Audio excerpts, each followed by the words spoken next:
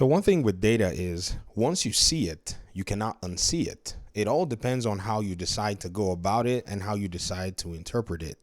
Now, in my last few videos, I've been talking a little bit about how a lot of people are considering why the console proposition never really materialized. Well, there are many factors involved, but I think a very interesting paradigm to take a look at is the fact that even some console-centric YouTubers are starting to admit to the fact that it appears that we were sold a bill of goods that did not take into account everything. Doug Dark is one of them. Shout out to him. I respect his opinion very well. I've been watching him for a while, and I've been kind of following and tracking with this conversation. He recently went ahead and got himself a gaming PC because simply he knew it was going to give him a better deal. He knew it was going to be able to give him more power. When I was actually evaluating his video, he spent $899 on that particular build. And I said in that video that, for $899, he could have built a much more powerful PC that if I spent $899, I would more than likely be able to touch, the 4K realm, and I would definitely be very comfortable in 1440. Now, when I said that statement, some people, in my videos, they kind of push back a little bit. So for giggles, I decided, you know what? Why don't I take this particular graphics card and I go crazy with it, at least a little bit. And the reason I want to do this is because the data sets that we look at when we look at PC gaming is very critical, because if, say, PC component manufacturers are not transparent, they always get exposed because we do data analysis here. You go see with Hardware Unboxed, with Gamers Nexus, and you'll be able to see the power of a specific GPU. Like this GPU here, the 6750 XT, I own this GPU for this purpose. I paid $317 for it. It has gone back up to $329. Yeah, right. But on the box, it says 1440. The GPU is a monster at 1440 for the price point. I also have a 6800 XT, which is also a better GPU, but it costs about $200 more to actually, play at 1440 and dominate in that space with the AMD graphics card from the last lineup. But can this particular GPU do 4K? And so what I did was I actually took it and I set everything at 4K. I had to turn down a little bit of the frame limit, and I pretty much went with raw rasterization, seeing if I could get native 4K at around 40 FPS. And I changed the settings down a little bit. I think I went to about medium settings for me to get a stable 4K, and it did not affect the, picture quality. I was very surprised. I was pleasantly surprised, actually, that this was actually the case with Gotham Knights. Now, I'm using this game as a test because it's one of the open world games that really does chew through CPU. In terms of how powerful your CPU will be, you're going to see its gains or losses, and also it chews through GPU as well. The dense population of building structures and the textures and so on and so forth. Even though some may be instanced, when I say instanced, it's basically like they'll probably use the exact same structure. They will just probably maybe reorient them, and Unreal Engine can render that specific instance and kind of make it look like it's multiple different structures, but it's just one. And I thought this thing held up decently at 4K raw.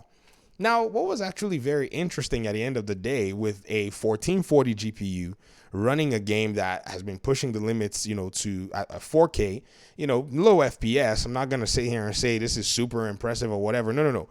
You bought a GPU that said 1440 in the box. Now, I've done the 1440 test. I actually did it in a different video. So if you want to see that video, you can go ahead and take a look at it. But I thought this was actually pretty cool. There's no way that, anybody will complain that these results, for that price point is actually, a bad thing. In fact, what's even better is if you actually take things into context, if you actually look at exactly where I'm coming from with this conversation. I've done a cost analysis calculator where I've pretty much set aside all of the components that I use for this particular build, and the total for me was $661. When you compare that to your console and your PlayStation Plus and your extra cost on your games, this is a very interesting data set, because when we look at the cost of video games on PC at launch versus console, there seems to be a $10 premium on your console games. This is obvious. I mean, I could literally go right now to PlayStation store, and I can look at any game almost that's just recently released, like Dragon's Dogma 2. Let's see if I can find that. I was about to get that. Dragon's Dogma 2 on Steam, on CD keys. Let's do Dragon's Dogma 2 on CD keys. So this is the standard edition for about $61. It was $58 at launch. Let's now look at it for PlayStation so that we could actually get a better analysis on it in order for us to be able to, get a very good comparison. So about $61 to $69. So right now it is an $8 difference. I bought mine for $58. That's how much it was at launch. And that particular premium, when you consider how many games you're buying in a year, excuse me, some people buy multiple games in a year, and this number needs to be taken into account when you actually look at it. When you do all of your math, you end up somewhere around $800 after running your console for about 4 years. That's the math that I came up with. And if you build a PC around $661, which is basically this PC that I'm actually showing you, that the GPU is basically touching 4K, like I actually mentioned in that video. It's not dominating 4K, but it is touching 4K, and guaranteed in some other games, it will dominate 4K because those games are much older. Like if you go down, say, to, some of the older action games that have GPU requirements that were way, way less than what we have today, you definitely see 4K. And yes, even the consoles can, even try to pull it off, but they're also going to fall short. So at the end of the day, the data sets are just all there. It's not something that, is negotiable. It's something that is just a real critical, value set that you must be able to take a look at.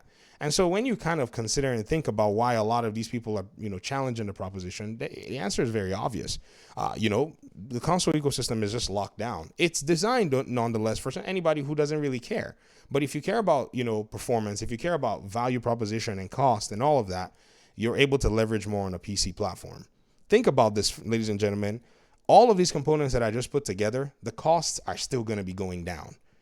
I mean, how much better is that even going to be for anybody who wants to move to PC? Or at least with new models coming out, the equivalent in terms of this generation and the new generation will definitely stress down the prices and open the doors for more builds and even more possibilities.